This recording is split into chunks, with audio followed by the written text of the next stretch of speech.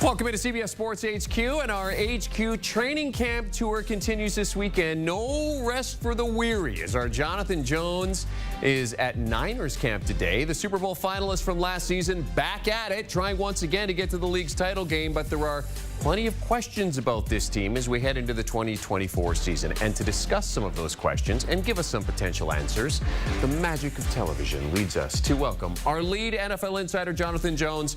JJ, I want to start by asking you, this week there was that viral video of Brandon Aiyuk and Kyle Shanahan as they got together, and they seemed happy, and a lot of people were reading into that thinking, hey, maybe there's a deal that's already been done, speculation that a deal might be close.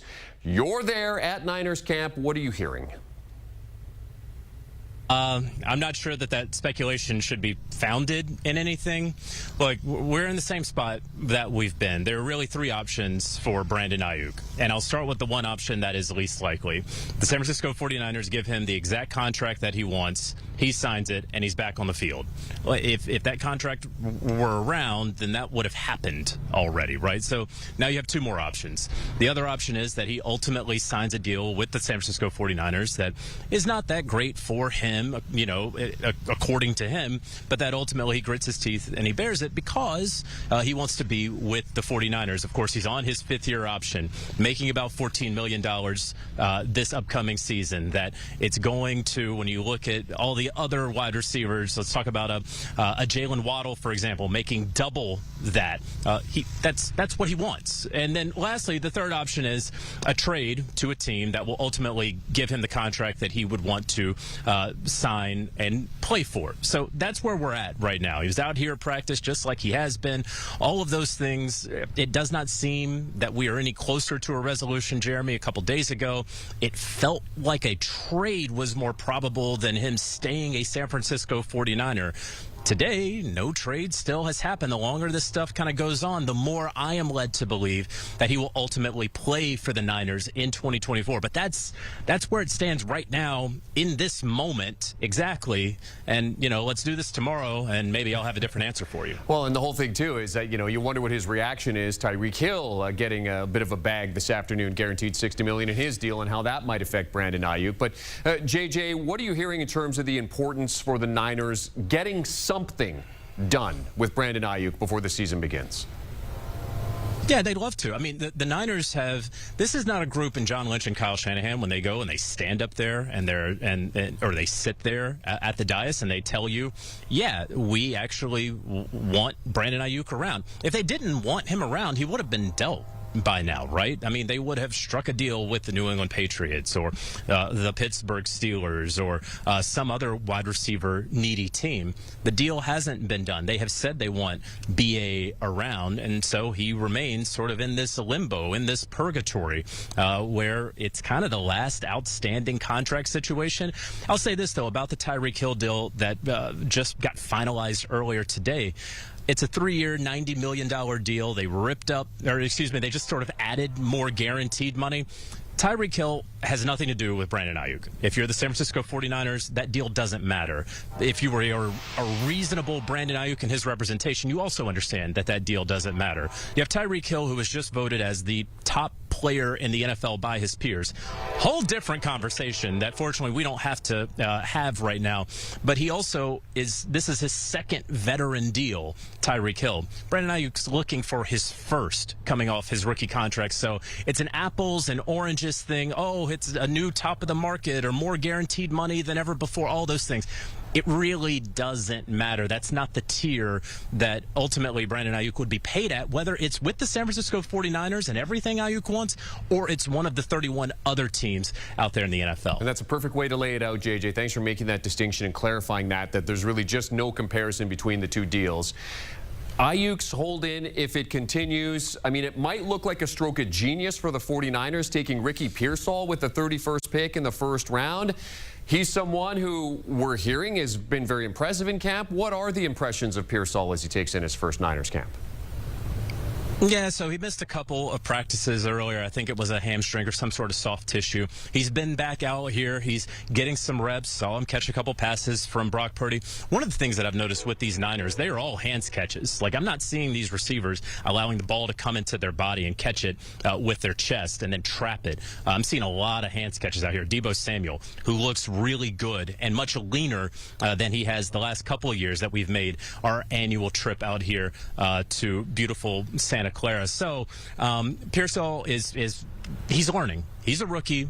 He's had a couple of practices. He looked fine out here earlier today, but really, in terms of wide receivers, the two guys that I really had my eye on today, Deebo Samuel, again, making a fantastic catch down the sideline on a long pass from Brock Purdy, who led the NFL not just last year, but ever in yards per attempt. And then also Juwan Jennings finally coming back, dealing with an injury of his own. I saw him make a couple of plays out here. So those are the two receivers. And Pearsall, there's going to be ups and downs because he's a rookie receiver, and we've kind of done this now for several years. We know that there are always ups and downs. And Pearsall says he's getting guidance in the film room from his former Arizona State teammate Brandon Aiyuk. They were teammates there for one season in 2019.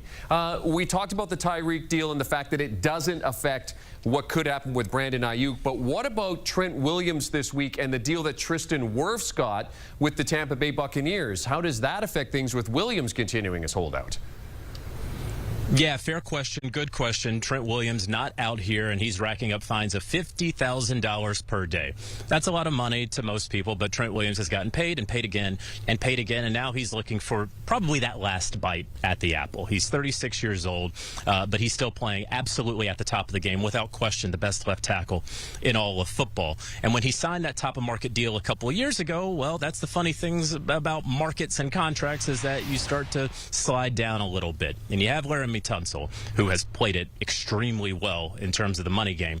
And then you have Christian Darrisaw with the Minnesota Vikings, and then Tristan Wirfs coming right over the top there and getting that money. This is essentially what Trent Williams wants, even though no one's really discussing it. It's going to be a slight raise. It would be some guaranteed money, which essentially would be cosmetic and make everybody look good, and we'd all have the headline, and Jeremy, you and I would do this, where we'd say, wow, the whole contract for this year is guaranteed, and we'd act like it wasn't actually going to be guaranteed week one anyway. And then he would get a raise that would ultimately see him through to the end of what will be a first ballot Hall of Fame career. That's what's going to happen. It's just a matter of when. And it's an easier deal for the San Francisco 49ers and general manager John Lynch to do than Brandon Aiyuk, to give him a couple more million when he's playing at the top of the game in the NFL. And so here's the other thing. He's 36, and frankly, he doesn't need training camp. And so if he is kind of paying $50,000 a day to not come to work, and $50,000 a day to him is like $20 to you and I, Jeremy, then maybe that's sort of what he's doing while he's off training, doing his thing, and he'll be here when the deal gets done. This is something that is a long-time tradition of the Niners, that you have an all-pro player who's not showing up to the start of camp. It happened a couple of years ago with Deebo. It happened with Bosa last year. It's Trent Williams' turn. He understands that. They gave a raise to Christian McCaffrey a couple of months ago. I do believe ultimately a deal will get done with Trent Williams. Well, and the thing is, Williams, too, got a nice little boost this week, too. Rated 99. He joined the 99 club for the latest edition of Madden, which is coming out in a couple of weeks. Defensive coordinator Steve Wilks was fired after the Niners lost the Super Bowl last year. They have brought in a new defensive coordinator, Nick Sorensen.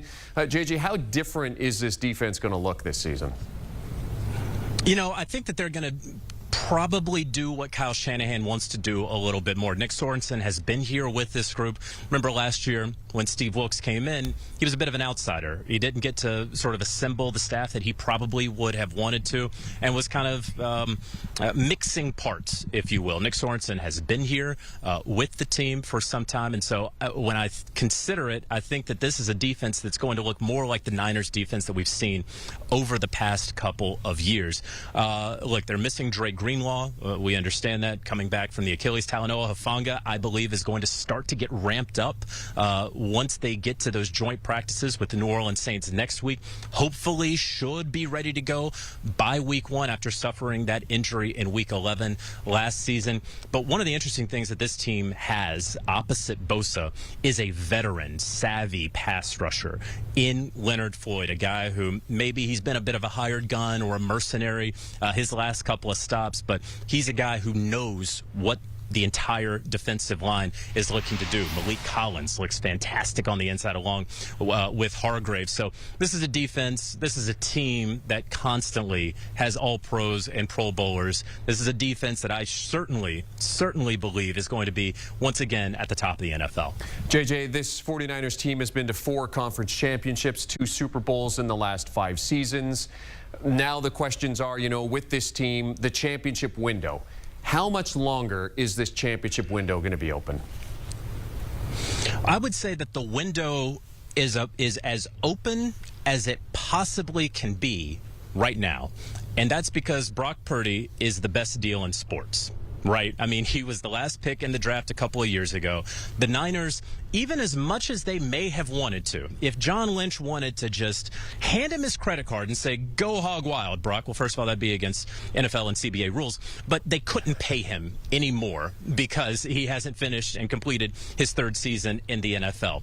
And so I actually, when we spoke to him just a little bit ago, I asked him if he's kept an eye on the quarterback market that's been going on in the NFL. He says, yeah, guys talk about it and all that, but I know I have to do my job and everything else will take care of itself. It is very possible, if not likely, that Brock Purdy will be $57 million in average annual value, 58. Could the number start with a 6? It depends on if it happens before or after Dak Prescott, all of those things. But I talk about Brock and I talk about his contract because the Niners right now are able to pay all of their all-pros extremely well and at the top of the market because they don't have to pay the quarterback. And that's not Brock Purdy's problem. I mean, unless, of course, he's trying to make a large purchase, then it becomes a problem.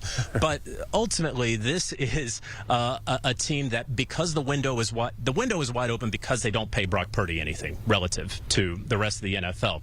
Once you pay him, things are going to become more difficult keeping the band together. We see it across the board and look no further than the Dallas Cowboys, right, who are certainly faced with 1, 2, 3 situations of paying guys at the top of the market.